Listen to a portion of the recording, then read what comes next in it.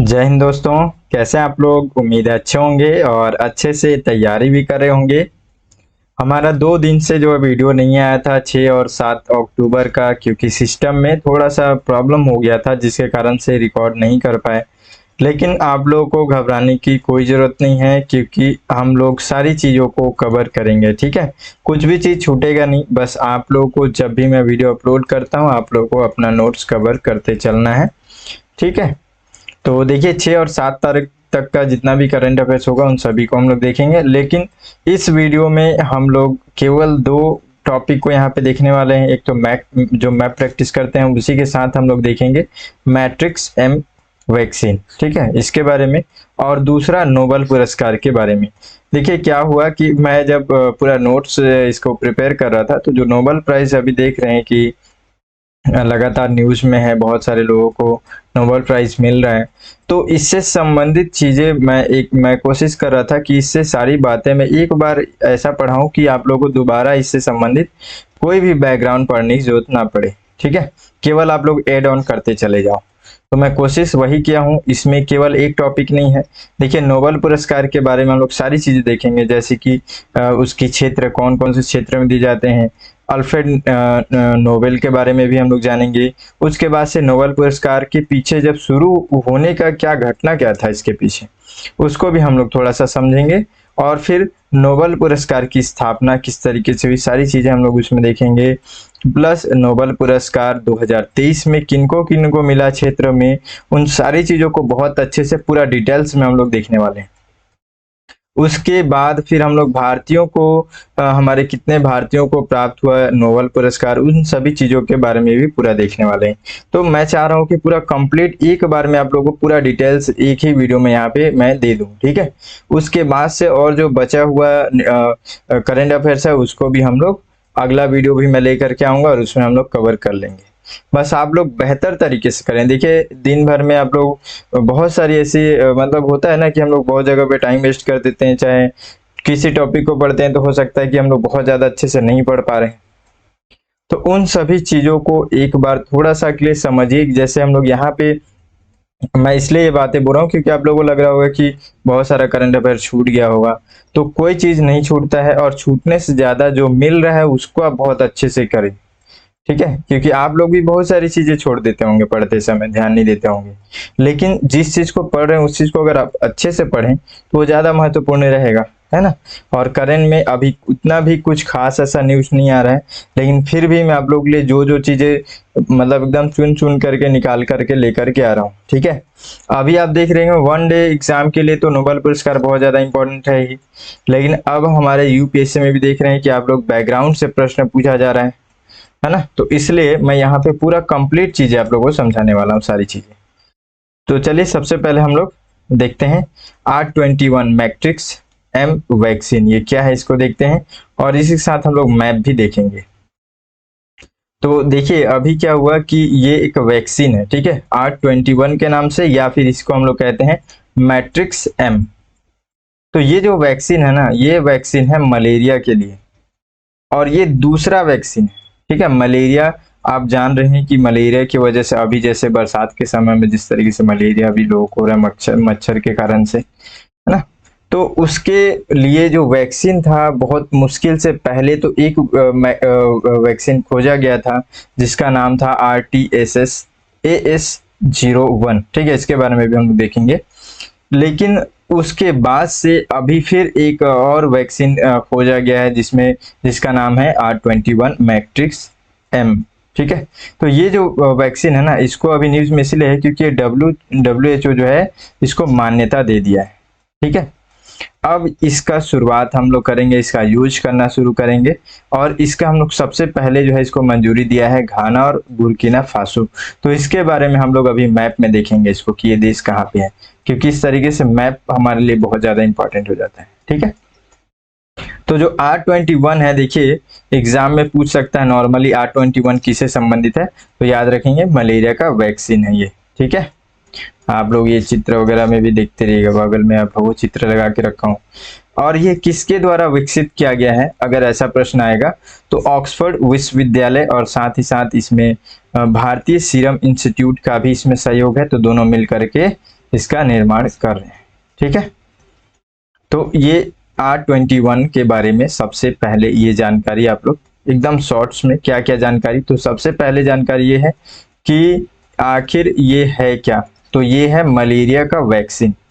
ठीक है, दूसरा कि इसको किसके द्वारा निर्मित किया गया है, तो ऑक्सफोर्ड विश्वविद्यालय और भारतीय सीरम इंस्टीट्यूट मिलकर के किए। ठीक है, तीसरा सबसे पहला इसका टेस्टिंग के लिए मंजूरी कौन सा देश दिए हैं, तो घाना और बुर्किना फासो। ठीक है, इसका मैप में हम लोग देखेंगे इसको। चौथा कि इससे संबंधित पहला वैक्सीन कौन सा है, तो पहला वैक्सीन है RTS। ठीक है, या फिर इसका और एक नाम है, 3 नाम है देखिए इसमें हम लोग। चलिए पहले वाले को अब देख लेते हैं एक बार।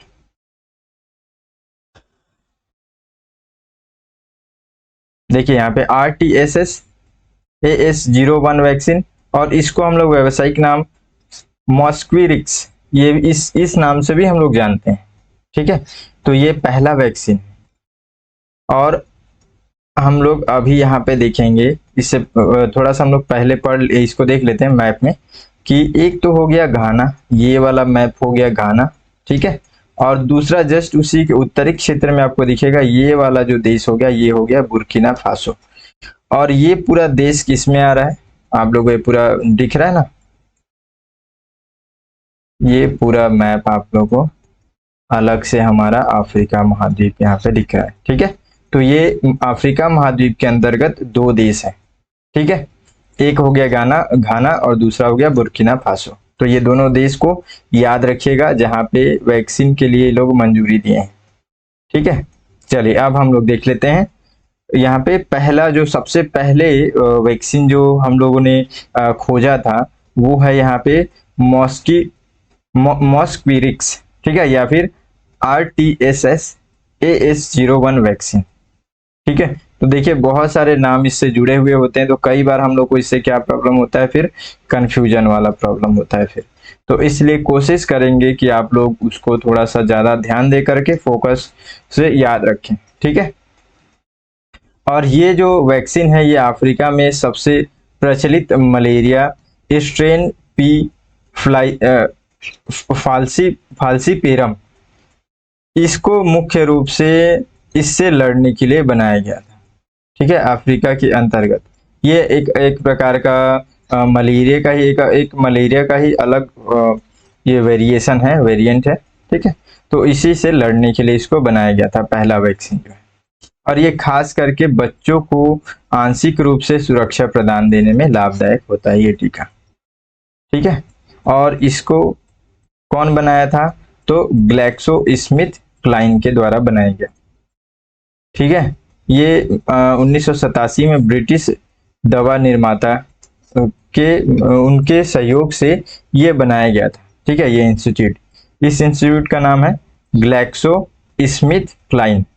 ठीक है, अब हम लोग यहाँ पे देख लेते हैं इसको भी एक बार समराइज में। सबसे पहले हम लोग क्या याद रखेंगे, हम लोग सबसे ज्यादा डिफिकल्ट तो सबसे पहले तो नाम ही है, तो नाम को याद रखिएगा कि RTS या फिर इसी का नाम है AS01 वैक्सीन। किससे संबंधित है, पहला यही टॉपिक तो लगभग 1 डे एग्जाम में ज्यादातर तो ऐसे ही प्रश्न पूछ लिया जाता है। तो किससे संबंधित है, मलेरिया से संबंधित है। ठीक है, इसका एक और नाम क्या है, तो मॉस्क से भी आप लोग याद रख सकते हैं, मॉस्किटो से मॉस्क्वीरिस्क। तो ये तो थोड़ा बहुत याद हो जाएगा, लेकिन आप ये भी थोड़ा सा याद रख लेंगे RTS या फिर AS01। ठीक है, तो कम से कम इतना आप लोग जरूर याद रखिए। और एक चीज और इसमें, दूसरा पॉइंट तो ये हो गया, तीसरा पॉइंट आप याद रख लेंगे किसके द्वारा निर्मित किया गया, तो ये ग्लैक्सो स्मिथ क्लाइन। ठीक है, कि इसके द्वारा निर्मित किया गया है। तो हम लोगों ने अभी इसके बारे में हम लोग सारी चीजें देख लिए। पहला यहाँ पे दूसरा वैक्सीन जो है न्यूज में था, इसलिए हम लोग पहले मतलब दूसरे को पढ़े, ठीक है, तो कंफ्यूज नहीं होना है, ये न्यूज में था इसलिए मैं पहले इसी को पढ़ाया, पहले इसको पढ़ाया ये, लेकिन ये वैक्सीन दूसरा नंबर का है। ठीक है, फिर हम लोग देखे जो देश है, उन देश को कौन कौन से देश जो है मंजूरी दिए, तो उन देश को हम लोग मैप में देख लिए हैं। उसके बाद से फिर हम लोगों ने देखा कि इससे पहले एक और वैक्सीन बनाया गया था मलेरिया के लिए। ठीक है, तो उस वैक्सीन के बारे में भी हम लोग यहाँ पे समझ गए हैं। कई बार हमारे लिए यूपीएससी प्रीलिम्स में कैसे प्रश्न आता है, निम्नलिखित कथनों पर विचार कीजिए, है ना। सबसे पहले हाल ही में अभी एक और नया वैक्सीन खोजा गया, नाम वहाँ पे ऐसे एंटर कर देगा, चाहे अपने अलग अलग तरीके से, मैं केवल एक एग्जाम्पल बता रहा हूँ। यह मलेरिया से संबंधित है।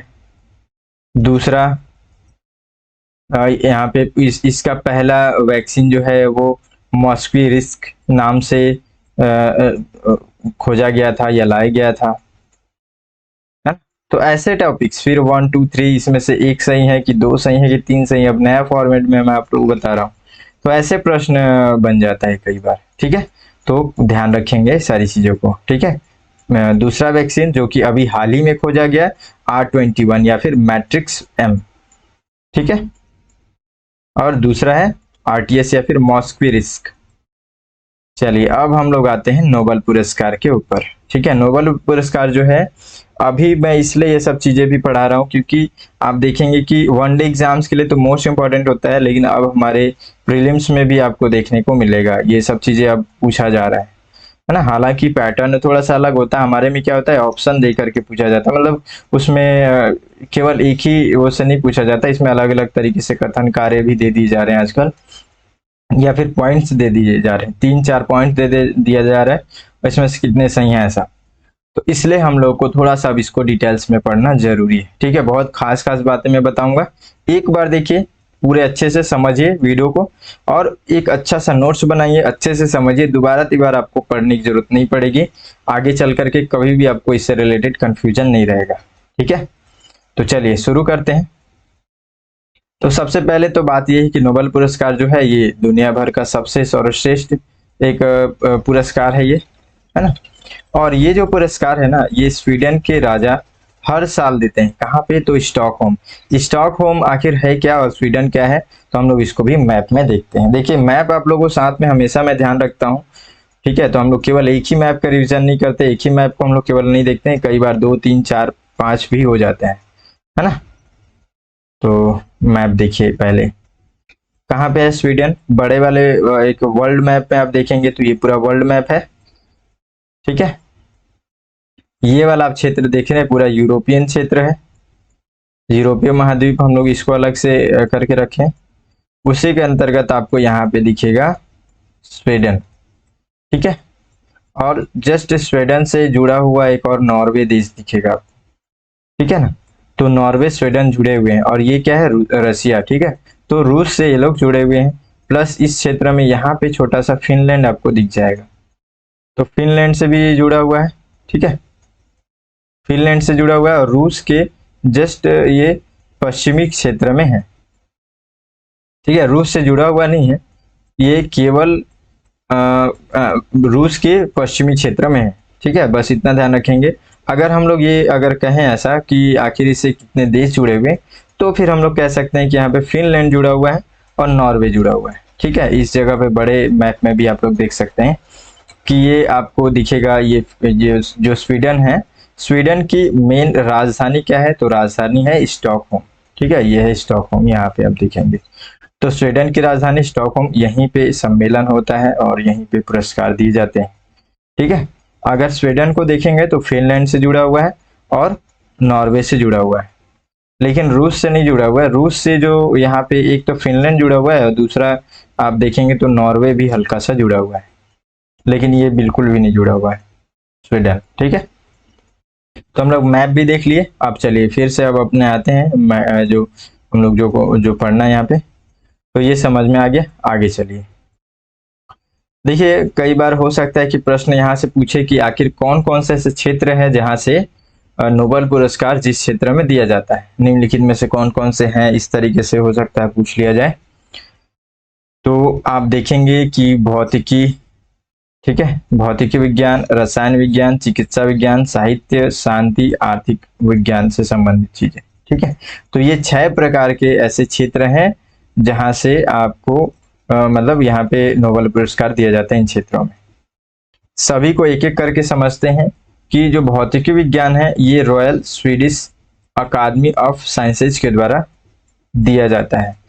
याद रखेंगे, कई बार मैच करने के लिए भी पूछ सकता है, ठीक है, कि ये क्षेत्र है हाल ही में निम्नलिखित में से, मतलब हाल ही में नोबेल पुरस्कार 2023 दिया गया, किसी एग्जाम में ऐसा प्रश्न बने तो मैं एग्जाम्पल बता रहा हूँ, दिया गया और तो उसके संबंधित निम्नलिखित ग्रंथों पर विचार कीजिए, ठीक है।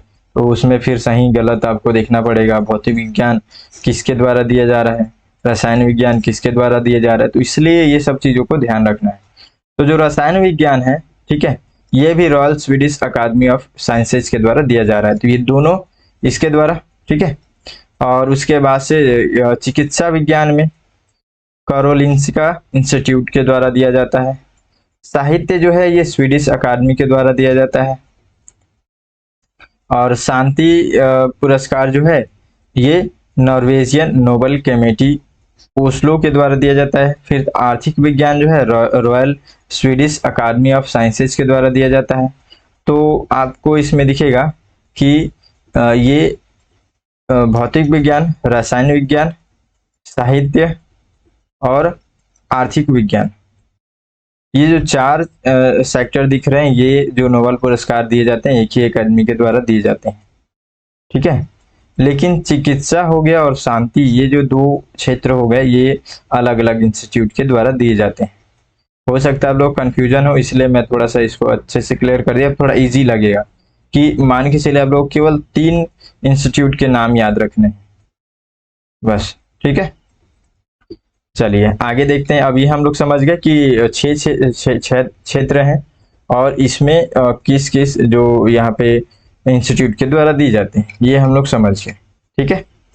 अब हम लोग थोड़ा सा ये समझते हैं कि आखिर जो इतने बड़े मतलब एक पूरा अंतर्राष्ट्रीय रूप से पूरा वर्ल्ड लेवल पे नोबेल पुरस्कार दिया जा रहा है, तो आखिर इसके मुख्य रूप से निर्धारक कौन है, ठीक है। मतलब एक तरीके से हम लोग कहें कि इसके बेस पॉइंट कौन है, किनके नाम पे दिया जा रहा है, तो उनके बारे में भी थोड़ा सा समझते हैं। तो अल्फ्रेड नोबेल, इन्हीं के नाम पे दिया जाता है ये नोबेल पुरस्कार।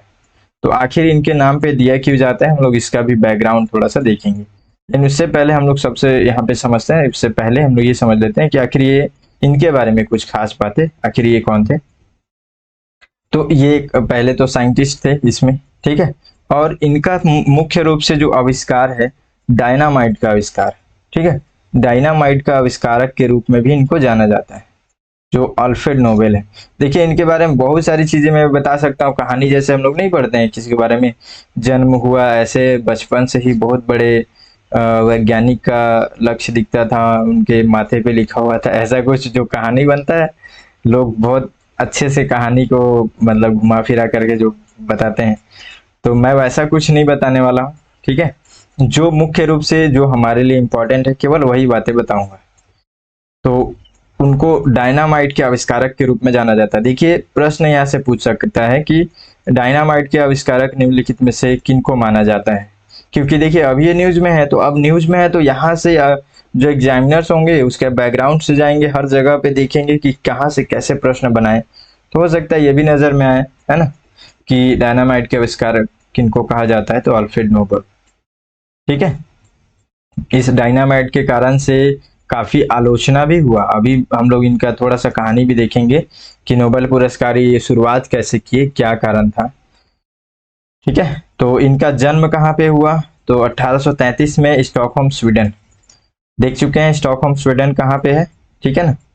और उसके बाद से फिर इनका लगभग ये आविष्कार 355 आविष्कार किए हैं पूरा अपने लाइफ के जर्नी में, ठीक है। और सबसे ज्यादा इनका क्रांतिकारी जो डायनामाइट आविष्कार है यही सबसे ज्यादा क्रांतिकारी माना जाता है, ठीक है। 1867 में इसका आविष्कार किए थे। आप लोग फिर से देख लो एक बार स्वीडन कहाँ पे, और इसकी राजधानी स्टॉकहोम, ठीक है। अब हम लोग समझते हैं कहानी कि नोबेल पुरस्कार आखिर शुरुआत कैसे हुआ, आखिर मेन मुद्दा क्या था इसको शुरू करने का। तो देखिए डायनामाइट का मुख्य रूप से यहाँ पे रोल रहेगा। तो क्या होता है कि ये देखिए डायनामाइट इस तरीके मतलब बहुत ज्यादा बर्बादी वाला भी चीज है ना इसको, लेकिन यहाँ पे क्या हुआ कि जो जब ये नोबेल पुरस्कार वगैरह ये कॉन्सेप्ट नहीं था, इससे पहले की घटना बता रहे हैं, इन्हीं की जीवन की बातें, ठीक है। तो अल्फ्रेड नोबेल जो है इसका आविष्कार किए, ठीक है। वो अब इसका आविष्कार करने के बाद से लोग इसका यूज करने लगे, ठीक है। तो इस तरीके से इसके आविष्कार के कारण से, ठीक है, ये काफी इनको धन भी प्राप्त हुआ, काफी मतलब एक प्रतिष्ठा भी प्राप्त हुई, और बहुत लोग इसका यूज भी किए तो बहुत नुकसान भी हुआ इससे। तो गलती से एक समय, लगभग 1888 समय की बात है, उस समय क्या हुआ कि एक अखबार में गलती से छाप दिया गया, इस तरीके से बोला जाता है, अभी जो मैं समझा हूं वही बता रहा हूं आपको, ठीक है। तो किसी ने ये छाप दिया कि मौत का सौदागर की मृत्यु हो गई, ऐसा एक न्यूज में किसी ने छाप दिया, जबकि उस समय अल्फ्रेड नोबेल की मृत्यु नहीं हुई थी।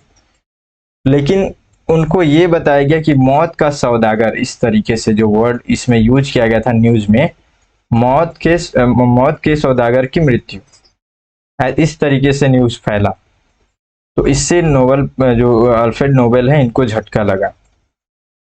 इनका कहना यह है कि मैं इसके बारे में इतना मतलब मेहनत करके आविष्कार किया हूँ, लेकिन लोग आविष्कार को ना सोच कर, समझ करके इसको केवल गलत और नेगेटिव वे में देख रहे हैं, मेरे आविष्कार और मेहनत को नहीं देख रहे हैं, ठीक है। तो कहीं ना कहीं इन सभी चीजों को याद रखने के लिए, प्लस जो नेगेटिविटी जो फैल गया यहाँ पे, सौदागर की मृत्यु इस तरीके से, तो ये एक नेगेटिविटी फैला जो इसको कहीं ना कहीं हटाने के लिए भी लोगों के मन से, ठीक है, अल्फ्रेड नोबेल जो है इस नोबेल पुरस्कार का शुरुआत करने का अपना एक कॉन्सेप्ट लेकर के आते हैं, सोचते हैं इस तरीके से, ठीक है। क्योंकि वो भी जान रहे थे कि कभी ना कहीं भी जो है उनका भी मृत्यु होना है। तो उसके बाद से अगर उनको कुछ इस तरीके से लोग अगर जानेंगे कि मौत के सौदागर थे, तो कहीं ना कहीं ये तो नेगेटिव बात भी है उनके लिए भी, है ना। इतना बड़े बड़े चीजों का आविष्कार किए और लोग उनको गलत नजरिए से अगर देखेंगे तो, ठीक है। तो इसलिए इन्होंने प्लान किया, और फिर इन्होंने अपना जितना भी इनके पास संपत्ति वगैरह था, उन सभी संपत्तियों को ये क्या किए, एक ट्रस्ट को दे दिए। ये घटना है 1995 का, ठीक है। उस समय एक ट्रस्ट को दे दिए, और लगभग अपने संपत्ति का 94% ट्रस्ट को दिए, ठीक है। और ये जो है अपना खुद वसीयत बनवाए, और वसीयत में इन्होंने यही बात बताई कि एक मतलब लगभग 5 ऐसे सेक्टर्स रहेंगे, एक कमिटी बनाई जाएगी और 5 सेक्टर्स रहेंगे। उस 5 सेक्टर्स में अगर कोई भी व्यक्ति मानव कल्याणकारी क्षेत्र में अच्छा कार्य करता है, उसमें कुछ नया चीज करता है, तो उसके लिए हम लोग उन सभी को पुरस्कार से सम्मानित करेंगे, ठीक है। तो इस तरीके से जो है पूरा नोबेल पुरस्कार का कहानी शुरुआत होता है यहाँ से। ये समझ में आ गया कहानी, थोड़ा सा कहानी वगैरह जुड़ा रहता है तो काफी याद रहता है। अब इसमें बहुत सारे अब इम्पोर्टेंट और फैक्ट्स जो हैं अभी और आएंगे, उन सबको आप याद रखेंगे, ठीक है। तो अब जो अल्फ्रेड नोबेल जो हैं, इनके वसीयत के हिसाब से 1900 के आसपास, ठीक है, नोबेल फाउंडेशन की स्थापना की गई। सबसे मोस्ट इंपॉर्टेंट बात, 1900 में तो ये नोबेल फाउंडेशन की स्थापना की गई। सबसे मोस्ट इंपॉर्टेंट बात जो एग्जामिनर्स ज्यादा देखते हैं, तो पहले ही बार जो है नोबेल पुरस्कार दिया गया 1901 में, ठीक है। सबसे पहले चिकित्सा, फिर भौतिकी, फिर रसायन विज्ञान, फिर साहित्य, शांति और अर्थशास्त्र में पुरस्कार की घोषणा की गई। एक चीज आप लोगों ने ध्यान दिया होगा कि हम लोगों ने तो 6 क्षेत्र देखा था, है ना, लेकिन अल्फ्रेड नोबेल जो हैं, इन्होंने केवल 5 सेक्टर ही बताए थे। इनका केवल ये 5 सेक्टर को मान करके इन्होंने कहा था कि हम लोग केवल 5 सेक्टर्स में ही नोबेल पुरस्कार देंगे, ठीक है। फिर छठा जो है सेक्टर, ये कौन सा आया और कब आया, इसके बारे में भी हम लोग देखेंगे। छठा सेक्टर जो है वो है इकोनॉमी, ठीक है। तो इकोनॉमी कैसे आया, हम लोग इसको भी देखेंगे आगे चल करके। अभी हम लोग यहाँ पे देखते हैं कि ये जितने क्षेत्र है, इन सभी में पुरस्कारों की घोषणा की गई, ठीक है। और इस घोषणा के अंतर्गत जो भी विजेता होता है उसमें एक मेडल, एक उसको डिप्लोमा, एक मॉनेटरी अवार्ड भी दिया जाता है, ठीक है। पहला नोबेल पुरस्कार उनकी मृत्यु के 5 साल बाद 1901 में प्रदान किया गया। मैं पहले ही बताया हूं, लगभग उनकी मृत्यु के 5 साल बाद पहला नोबेल पुरस्कार दिया गया,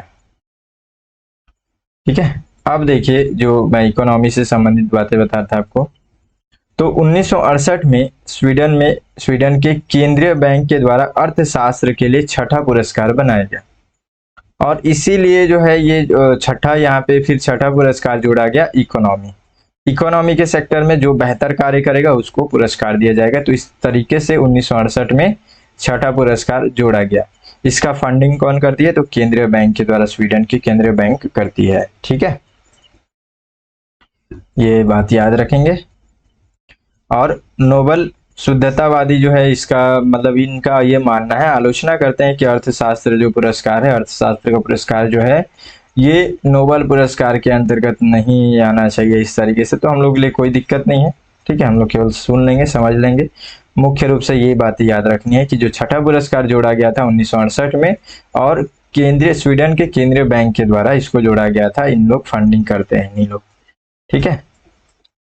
अब हम लोग देखते हैं कि 2023 में जो अभी नोबेल पुरस्कार जितने लोगों ने जीता है, जो विजेता हैं इन सभी सेक्टर्स में, वो लोग कौन कौन से हैं। ठीक है, बहुत ज्यादा इंपॉर्टेंट है, एक साथ आपको एक जगह पे मैं बता रहा हूँ, अच्छे से आप लोग समझ लीजिए, अच्छे से नोट्स बना लीजिए। जिनको एक तरीके से ट्रिक बनाने का शौक लगता है कि ट्रिक बना करके हम लोग याद कर लेंगे, तो आप लोग ट्रिक बना करके याद कर लो। आप लोग को जैसे समझ में आ रहा है आप लोग याद कर लो, लेकिन याद कर लो, ठीक है, क्योंकि इसके बाद से जब भी कोई एग्जाम होगा तो लगभग प्रश्न यहाँ से आने की चांसेस रहते हैं। ठीक है, तो देखिए भौतिकी विज्ञान में अभी 2023 में जो पुरस्कार मिला है, सबका नाम थोड़ा डेंजर टाइप से है, लेकिन फिर भी नाम याद रखेंगे, मतलब हमारे लिए है क्योंकि इंडियंस का उच्चारण थोड़ा अलग है, स्लैंग अलग होता है, तो इसलिए। तो देखिए यहाँ पे नाम याद रखने की कोशिश कीजिएगा। भौतिक विज्ञान में Ferenc Krausz, Pierre Agostini, Anne L'Huillier, ठीक है, तो ये 3 लोग थे इसमें। आप लोग इनका चित्र भी यहाँ पे देखते रहिएगा अलग से। तो इनको भौतिकी विज्ञान में ये पुरस्कार दिया गया, ठीक है। और इसमें आप देखेंगे कि पियरी एगोस्टी ये फ्रांस से संबंधित है, अगर ऐसा प्रश्न पूछ लिया गया तो, ठीक है। उसके बाद से जो ये दोनों लोग हैं, फेरेंक क्रूज और एनी व्हीलियर, तो ये लोग जो हैं, ये लोग स्वीडन से हैं, एक ऑस्ट्रेलिया से हैं, ठीक है। फ्रेंच क्रूज जो फेरेंक क्रूज जो है ये ऑस्ट्रेलिया से हैं, और शायद ऑस्ट्रिया है, हंगरी ऑस्ट्रिया है, ठीक है। और उसके बाद से एनी व्हीलियर जो है ये स्वीडन से है। अब ये लोग खोज किस में किए, ज्यादातर तो इसमें ध्यान रखेंगे आप लोग कि भौतिकी से संबंधित खास करके प्रश्न यहाँ से ज्यादातर बनता है नॉर्मल तरीके से, कि भौतिकी विज्ञान में किनको जो है नोबेल पुरस्कार मिला हुआ है। यहाँ पे लिस्ट दे देगा, तीनों का नाम दे सकता है या किसी एक का नाम दे, ऐसे प्रश्न ज्यादा बनता है ना। थोड़ा सा डिफिकल्ट करेगा तो नाम तो दे देगा और पूछा कि इनको किस क्षेत्र में, तो भौतिकी क्षेत्र में, उसके अलावा फिर तो इलेक्ट्रॉन्स की गतिशीलता के अध्ययन के क्षेत्र में इनको ये पुरस्कार मिला है, ठीक है। दूसरा देखिए रसायन विज्ञान में, तो रसायन विज्ञान में किनको मिला है, रसायन विज्ञान में भी यहाँ पे 3 लोग जो है, 3 साइंटिस्ट जो है इनको मिला है। पहला मोंगी बावेंडी, दूसरा लुइस ई ब्रुच, तीसरा एलेक्सी एकिमो, ठीक है। तो ये लोगों को, ये तीनों वैज्ञानिकों को रसायन विज्ञान में पुरस्कार मिला हुआ है। और ये किन कार्य के लिए इनको मिला है, वो तो क्वांटम डॉट की तकनीक इसको खोजने में, आविष्कार करने में इनकी मुख्य भूमिका है तीनों की, ठीक है। तो इसलिए इनको ये ये पुरस्कार मिला हुआ है। उसके अलावा चिकित्सा विज्ञान में आप देखते हैं तो 2 लोग हैं इसमें साथ में, एक है विसमैन और ये अमेरिका से हैं, और कैटालिन कारिको, तो ये हंगरी से हैं। इन दोनों को मुख्य रूप से मोस्ट इंपॉर्टेंट है, इनका देश भी, इनका नाम भी, किससे संबंधित है, क्या खोज किए, बहुत ज्यादा इंपॉर्टेंट है। मैं यहाँ पे कहाँ पे लिख दूं, ऐसे करके मोस्ट कर देता हूँ। क्यों इंपॉर्टेंट है, देखिए सबसे ज्यादा अभी जो है कोविड-19 का हम लोगों को पूरे वर्ल्ड लेवल पे प्रभाव देखने को मिला था, ठीक है। तो इससे संबंधित है ये, तो ज्यादातर एग्जामिनर्स का भी फोकस इस पे जरूर जाएगा, है ना। तो इन लोगों ने जो है mRNA वैक्सीन का जो एक तरीके से विकास में जिन इनकी भूमिका जो थी, इसके कारण से इनको ये प्राइज मिल रहा है चिकित्सा के क्षेत्र में। तो याद रखेंगे, क्या याद रखेंगे इनके बारे में? पहला पॉइंट, चिकित्सा से संबंधित इनका कार्य था। क्या क्या नाम थे? तो ड्यू विसमैन, ठीक है, और एक कैटालिन कारिको। ये लोग कहाँ से थे? तो ड्यू विसमैन अमेरिका से और कैटालिन कारिको हंगरी से। किस क्षेत्र में मिला है? तो इनको कोविड-19 के खिलाफ mRNA वैक्सीन के विकास में कार्य करने से संबंधित इनको ये मिला हुआ, ठीक है, प्राइज मिला है। अब अगला, साहित्य के क्षेत्र में किनको मिला है? तो जॉन फॉसे ये इनोवेटिव नाटकों के लिए इनको मिला हुआ है। जॉन फॉसे, चित्र देखते रहिएगा यहाँ पे, जॉन फॉसे, और इनको इनोवेटिव नाटक के लिए मिला है साहित्य में, ठीक है। उसके बाद से शांति पुरस्कार किनको मिला है? तो शांति पुरस्कार में नरगिस मोहम्मदी इनको मिला हुआ है, और ये ईरान से संबंधित है, इनको भी याद रखेंगे, ईरान से संबंधित है ये, और ईरान की ये महिला पत्रकार है, और ये महिलाओं के खिलाफ, उत्पीड़न के खिलाफ मतलब लड़ाई लड़ने के लिए इनको मुख्य रूप से शांति नोबेल पुरस्कार मिला हुआ है। तो ये मोस्ट इंपॉर्टेंट है, याद रखिएगा। जैसे वो वहाँ पे कोविड-19 के लिए मोस्ट इंपॉर्टेंट आपको बताया, वैसे ये भी। क्यों?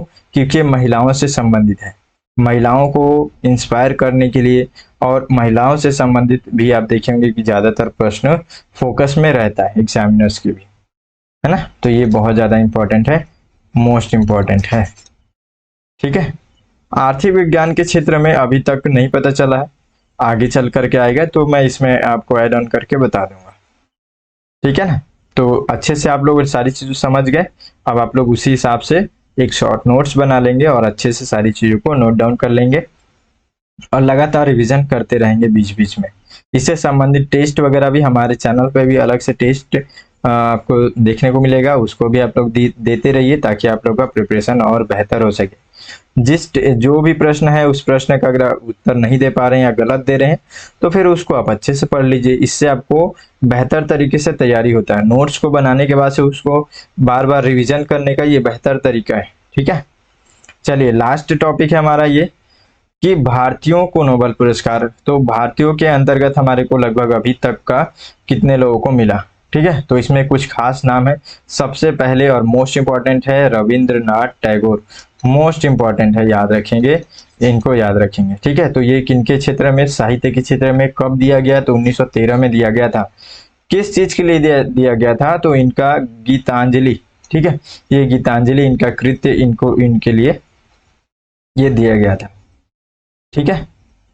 और इसके अलावा एक और इनका अलग से आप देखेंगे, ये साधना, ठीक है। तो साधना भी, ये दो, गीतांजलि और साधना, ये दो जो इनका कृत्य है या फिर पुस्तक कह सकते हैं हम लोग, इनका ये इन दोनों को सबसे ज्यादा इंपॉर्टेंस दिया जाता है, सबसे महत्वपूर्ण इनका लेखन है रविंद्रनाथ टैगोर जी का, ठीक है।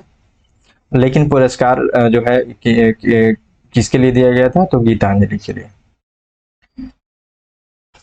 अगला देखिए, डॉक्टर चंद्रशेखर वेंकटरमन भौतिकी के लिए 1930 में दिया गया था। फिर हरगोविंद खुराना चिकित्सा विज्ञान के लिए 1968 में दिया गया था।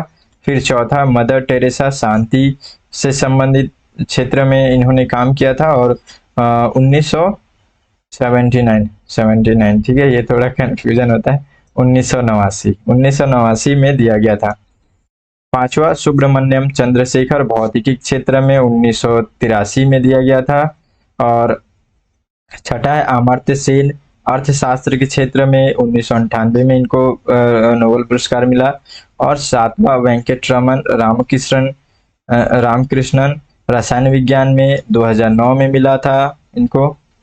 उसके बाद से कैलाश सत्यार्थी शांति क्षेत्र में 2014 में, और अभिजीत बनर्जी अर्थशास्त्र के क्षेत्र में 2019 में, ठीक है। तो इतना भी डिटेल्स है, इतना ही मैं आपको बता पा रहा हूँ रविंद्रनाथ टैगोर के बारे में। खास करके याद रखेंगे, मोस्ट इंपॉर्टेंट है, जब इनको प्राप्त हुआ था ना, तब पूरे एशिया भर में सबसे पहले व्यक्ति यही थे जिनको ये पहला नोबेल पुरस्कार प्राप्त हुआ था। पूरा एशिया भर में पहले व्यक्ति थे इस क्षेत्र में। ठीक है, तो इस तरीके से हम लोगों ने सारी चीजें इससे पूरा कंप्लीट कर लिया। अगला एक और वीडियो लेकर के आऊंगा, उसमें भी जो भी बचा खुचा करंट अफेयर्स है सारी चीजों को हम लोग उसमें कवर कर लेंगे। ठीक है, आप लोग अच्छे से पढ़िए और स्वस्थ रहिए। मिलते हैं फिर अगले वीडियो में, तब तक के लिए जय हिंद।